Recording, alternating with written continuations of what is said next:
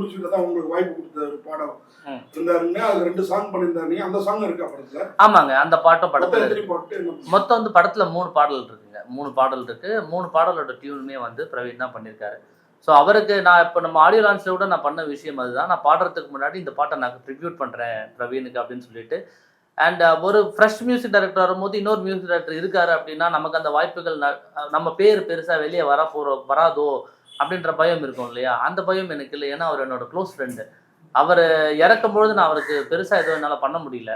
இந்த ஒரு படம் வந்து அவரோட பாடல் வச்சு நான் பண்ணும்பொழுது அவருக்கு அது பெரிய, அவர் எங்கே இருந்தாலும் அதை பார்த்து சந்தோஷப்படுவாருன்ற ஒரு ஒரு ஒரு சந்தோஷம் எனக்கு இருக்குது. அதனால தான் வந்து ஃபஸ்ட்டு இப்போ நீங்கள் பேனரில் பார்த்தீங்கன்னாலும் ஃபஸ்ட்டு அவர் பேர் தான் மியூசிக்கு ஏ பிரவீன் குமார்னு போட்டிருக்கோம். பேக்ரவுண்ட் ஸ்கோருன்னு போட்டு தான் என் பேர் பெற்றிருக்கோம். பாடல்களும் நான் அரேஞ்ச்மெண்ட்ஸ் ஃபுல்லாக நான் பண்ணினேன். ஆமாம், பேக்ரவுண்ட் ஸ்கோர் ஃபுல்லாக நான் பண்ணினேன். பாடல்களும் நிறைய அரேஞ்ச்மெண்ட்ஸ் நான் தான் பண்ணினேன். ஆனால் அவர் பேர் கண்டிப்பாக அவர் பேர் இருக்கணும் அப்படின்றதுனால நாங்கள் ரொம்ப கான்ஃபிடென்ட்டாக இதுவாக வச்சிருக்கோம். அந்த பாட்டோட டியூன் வந்து கம்போஸ் பண்ணது, ஆமாம், அது கம்போஸ் பண்ணது நம்ம அவர் பிரவீன் குமார் தான். அந்த பாட்டோட இனிஷியல் கம்போஸ் பண்ணியிருக்காரு. நான் சந்தோஷமா பாடலாம் சார்.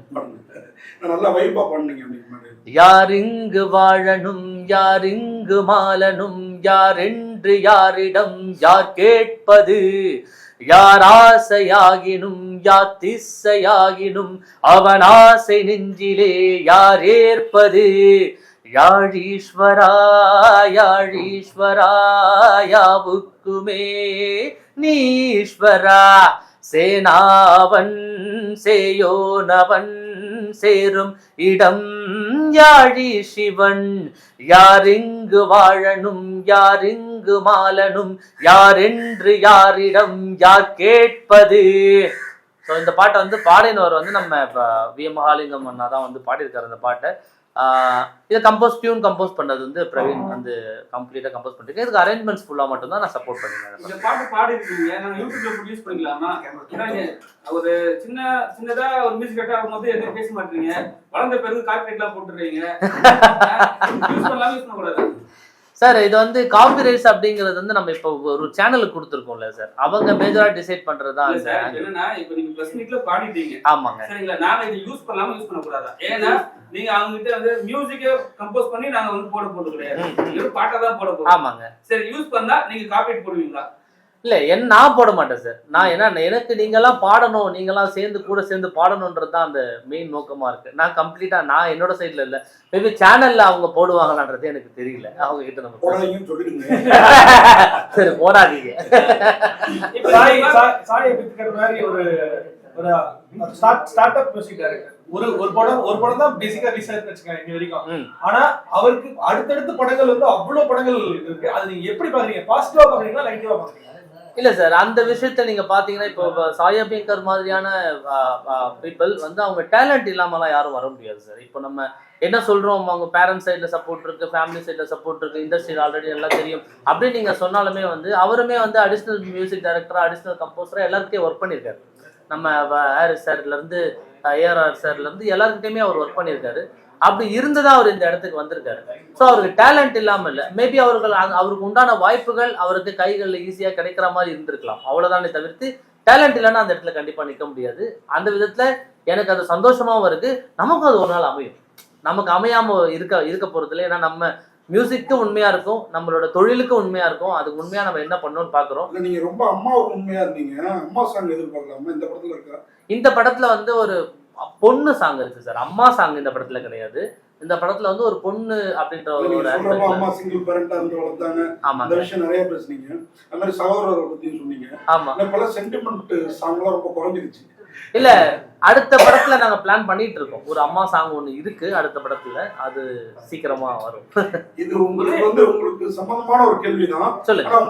உங்க படம் சம்பந்தப்பட்டது இல்ல. சரி, இந்த சின்மை ஒரு போராட்டம் பண்ணிட்டு இருக்காங்களே, அது நியாயமா? அது நம்ம ரொம்ப நியாய தர்மம்லாம் ட்விட்டர்ல மட்டும் பேசுவாங்க. ஆனா பண்ணிட்டு இருக்கிறது ஒரு மியூசிக் டைரக்டர், அதாவது ஜிப்ரான் மாதிரி ஒரு மியூசிக் டைரக்டர் கம்போஸ் பண்ண பிறகு யாரோ சிலர் கருத்து தெரிவிச்சாங்கன்னு நீ ஜாதி படங்கள் எல்லா சைட்லயும் எடுக்கிறாங்க, எப்பயிலேருந்தே வந்துட்டு இருக்கு. ஆனா இந்த கொள்கை கோட்பாடுல எனக்கு உடன்பாடு கிடையாது, பாடி முடிச்சு காசை வாங்கிட்டு சொன்னா அவர் திருப்பி வேற ஆளை போட்டு எடுக்கிறேங்கிறாரு மோகன்ஜி. அப்படி எடுக்கிறப்ப அவருக்கு செலவாகும்ல, அந்த சின்மையை ஏத்துக்கணுமா இல்லையா? நீங்க சொல்லுங்க, நியாயமா? இதுக்கு என்ன ஒரு, ஏன்னா நீங்க ஒரு அப்கமிங் மியூசிக் டைரக்டர்ங்கிறப்போ நாளைக்கு உங்களுக்கு நீங்களும் இந்த மாதிரி பிரச்சனையை ஃபேஸ் பண்ண வேண்டியிருக்கும். உண்மைதான். பொருளாதார ரீதியா இது பிரச்சனையான்னு கேட்டா ஆமாங்க. அது பொருளாதார ரீதியா வந்து இப்போ மறுபடியும் வந்து ஒரு பாட்டை வந்து ஒரு சிங்கரை வந்து பாட வைக்கிறோம், அதுக்கு மிக்ஸ் அண்ட் மாஸ்டரிங் ஒர்க் இருக்கு அப்படின்லாம் கேட்டிங்கன்னா அது வந்து நிஜமாலே ஒரு பிரச்சனையான விஷயம்தான். என்னோட கருத்து ஏன்னா அவங்களுக்குள்ள என்ன வாக்குவாதம் இருக்கு, அவங்களுக்குள்ள என்ன பிரச்சனைகள் இருக்குன்னு நமக்கு தெரியாது. என்னோட கருத்து என்னன்னு கேட்டீங்கன்னா, நீங்க பாட வர்றதுக்கு முன்னாடி நம்ம தெரிஞ்சுக்கிட்டு தான் இப்போ பாட போறோம். அப்படின்னும் போது நம்ம அதை கான்சியஸா வேண்டாம், இப்ப எனக்கு இது வேண்டாம் அப்படின்னா நம்ம முன்னாடியே சொல்லிட்டோம்னு வச்சுக்கோங்களேன், எங்களை மாதிரி கம்போசர்களுக்கு அது ப்ராப்ளமா இருக்க போறது இல்லை. நம்ம முன்னாடியே நம்ம தெரிஞ்சுக்கலாம். இப்போ அவங்க பண்ணது சரியா தப்பான்ற விஷயம் விவாதத்துக்குள்ள போகாம நம்ம பாடுறதுக்கு முன்னாடி நம்ம இந்த விஷயம் தான் பண்ண போறோம் அப்படின்னு நம்ம கண்டிப்பா தெரிஞ்சிருக்கோம். இதை இப்போ ஒரு சின்ன விஷயம் சொல்லணும்னா, ஒரு கட்சி பாடல் ஒன்று பாட போறோம் அப்படின்னா பாடும்போது லிரிக்ஸ் நம்ம கையில இருக்கு, கண்டிப்பா லிரிக்ஸை நம்ம பார்ப்போம். லிரிக்ஸ்ல தாக்கமான இடங்கள் என்ன இருக்கா நமக்கு தெரியும் இல்லையா, பாடுறதுக்கு முன்னாடி நமக்கு தெரியும். அப்பவே நம்ம இல்லைங்க இது வேண்டாம் அப்படின்னு சொல்லிட்டோம்னா யாருமே தாக்கங்கள் ஒண்ணுமே கிடையாது. பாட்டு சூப்பரா இருக்கு. மோகன்ஜி படத்துக்காக மட்டுமே இது மாதிரி ஒரு விஷயத்த பண்றாங்களா? ஏன்னா நீங்க பாத்தீங்கன்னா அவங்க மீட் எதுவாக இப்ப சோசியல் மீடியால வந்தாவே அந்த மீட்டூர் வந்து அவங்க அதான் பிரச்சனை வந்து ஸ்டார்ட் பண்ணி போவாங்க. இப்ப வந்து 2-3 பேர் வந்து கமெண்ட்ஸ் தவறான கமெண்ட்ஸ் கொடுத்ததுனால உடனே வந்து இது மாதிரி நான் பாடுறது தவறுன்னு சொல்றதெல்லாம் எந்த வித நியாயம்? பணம் வாங்கி ஒரு நிமிஷம் பணம் வாங்கி கொண்டு இப்ப வந்து மோகன்ஜியே சொல்றாரு, என்னோட வருத்தம் என்னன்னா என் ப்ரொடியூசருக்கு நான் உண்மையா இருக்க முடியலையே அப்படின்றாரு. இது எந்த விதத்துல சரிப்படும்? இல்லை சார், இங்கே நம்ம வந்து ஒரு காமன் ஆடியன்ஸாக நம்ம பார்த்தோம்னா சார், இங்கே வந்து ஜாதி ரீதிகளான பிரச்சனைகள் ஏதோ ஒரு இடத்துல ஏதோ ஒரு குட்டியா ஒரு விஷயம் இல்லை சார், அது பாட்டில் இல்லை, பாட்டில் கிடையாது. ஆமா, பட் ஆனா அந்த மாதிரி விஷயங்கள் இருந்தது. அந்த தாக்கங்கள் எங்கேயோ ஒரு இடத்துல இருக்கு. ஆனா இப்போ ஒரு எக்ஸாம்பிளுக்காக நான் இங்க சொல்றேன் சார், இந்த பதிவு பண்றதுக்காக நான் சொல்லல, ஒரு எக்ஸாம்பிளுக்காக சொல்றேன்னா, இப்போ வந்து நான் வந்து நான் பிராமின், இவர் வந்து பிராமின், நாங்க 2 பேர் சேர்ந்து தான் கம்பெனி ரன் பண்றோம். சரிங்களா? இப்போ எனக்காக வந்து சப்போர்ட் பண்றதுல நான் எனக்கு நான் பிராமின் தான் எனக்கு சப்போர்ட் பண்ணணும், எனக்கு வந்து இவங்க தான் சப்போர்ட் பண்ணணும் அப்படிங்கிற விஷயமே இங்க இல்லை. எனக்கு சப்போர்ட் பண்றது யாருன்னா பிராமின்ஸ் தான். பிராமின்ஸ், முஸ்லிம்ஸ், கிறிஸ்டியன்ஸ், இந்த மாதிரி எல்லா சாரார்களும் இப்போ எனக்கு இந்த படத்துக்கு நான் உழைக்கிறதுக்கு முக்கியமான பங்கு வகிக்கிறதுல பிராமினும் இருக்காங்க, முஸ்லிம்ஸும் இருக்காங்க, கிறிஸ்டியன்ஸும் இருக்காங்க. ஏன்னா அவங்க எல்லாம் சேர்ந்து தான் எனக்கு ஸ்டுடியோ வச்சு கொடுத்துருக்காங்க. ஸோ அப்படின்னு பார்த்தா இங்க அந்த மாதிரி கோட்பாடுகளே வந்து நம்ம பேச்சு வாக்கில் நம்ம சொல்லிட்டு போறோம் சார். நம்ம இங்க என்ன நீங்க ஒரு ஜாதிய ரீதியா பாக்குறீங்களா அப்படிலாம் நம்ம சொல்றோம். உண்மைக்கு உள்ள வந்து பாத்தீங்கன்னா அந்த மாதிரி விஷயங்களே இல்லை சார். நம்ம இங்க எல்லாருமே சமம் அப்படிங்கிற கோட்பாடு நமக்குள்ள எல்லாருக்குள்ளேயும் இருக்கு. அது ஏதோ ஒரு இடத்துல நம்ம ஒத்துக்கிறதுக்கு தயங்கிட்டு இருக்கோம். நம்ம அதை ஒத்துக்காம நம்ம அதை கன்ஃபர்ம் பண்ணிட்டோம்னு வச்சுக்கோங்களேன், ஆமாங்க அப்படிலாம் ஒன்றும் இல்லைங்க, நாங்கள் 2 பேர் ஃப்ரெண்ட்ஸ் தாங்க, ஒரு முஸ்லீம் ஃப்ரெண்ட்ஸும் ஒரு இந்து ஃப்ரெண்டும் வந்து நல்ல பெஸ்ட் ஃப்ரெண்ட்ஸா இருக்காங்க. இது வரைக்கும் நம்ம பார்த்த நிறைய விஷயங்கள்ல இருக்கு. நம்ம புராண கதைகள்ல பாக்குற ஐயப்ப சாமிக்கு இவர் பாபா சாமி இருக்க மாதிரி, ராகவேந்திர சுவாமிக்கு வந்து ஒரு முஸ்லீம் வந்து இருக்க மாதிரி நிறைய நட்புகள் கூட நம்ம புராண கதைகள்லயுமே இருக்கு. ஸோ இங்க ஜாதிய ரீதிகளான கோட்பாடுகள் நம்மளை தக்க வச்சுக்கிறதுக்காக பண்ற விஷயமா தான் இருக்கே தவிர்த்து அது வந்து உண்மைக்கு உள்ள இருக்கான்னு கேட்டீங்கன்னா அது இல்லன்னா எனக்கு என்னோட இல்ல சார், அவங்கள சொல்லல சார். அதாவது நான் காமனா சொல்லிட்டு இருக்கேன் சார், எல்லாருமே ஃப்ரெண்ட்ஸ் தான், எல்லாருமே சமம் தான் இங்க அப்படிங்கிற கோட்பாடு தான் நான் ஒரு இஸ்லாமியர் நிறைய இந்து கடவுளை பத்தி பாட்டு பாடிருக்காரு. எனக்கு எம்மதமும் சமுதாயம் வந்து எல்லாரும் பாக்குறாங்க அப்படின்றாரு. அப்போ மோகன்ஜி ஜாதி படமே எடுத்திருந்தாலும் இப்ப பாரஞ்சித்து மாரி செல்வராஜ் எல்லாம் அந்த படம் தான் எடுக்கிறாங்க. இவங்க ஒரு குறிப்பிட்ட சமூகத்திற்கு எடுக்கிறாங்க, அவங்க எடுக்கிறாங்க. நீ 2வது மோகன்ஜியை பத்தி நோன்னு இதுதாங்கிறது அவருடைய வலைதளம் எல்லாமே தெரியும். சின்மை இந்த வலை இதுல வந்து பயங்கரமா இருக்காங்க. அப்ப தெரியாமலா போயிருப்பாங்க இந்த படத்தான் பாட போறோங்கிறது. பாடிட்டு இன்னைக்கு 2 பேரும் எதிர்ப்பு தெரிவிச்சோன்னு சொல்றது இவ்வளவு செலவு பண்ணி இப்ப நீங்க சொல்றீங்க போராடி வந்திருக்கோன்னு. அப்படிதான் ஜிப்ரான் வந்திருப்பாரு, அப்படிதான் மோகன்ஜி வந்திருப்பாரு. ஒரு கிரௌட் ஃபண்ட்ல தான் எடுக்கிறாரு.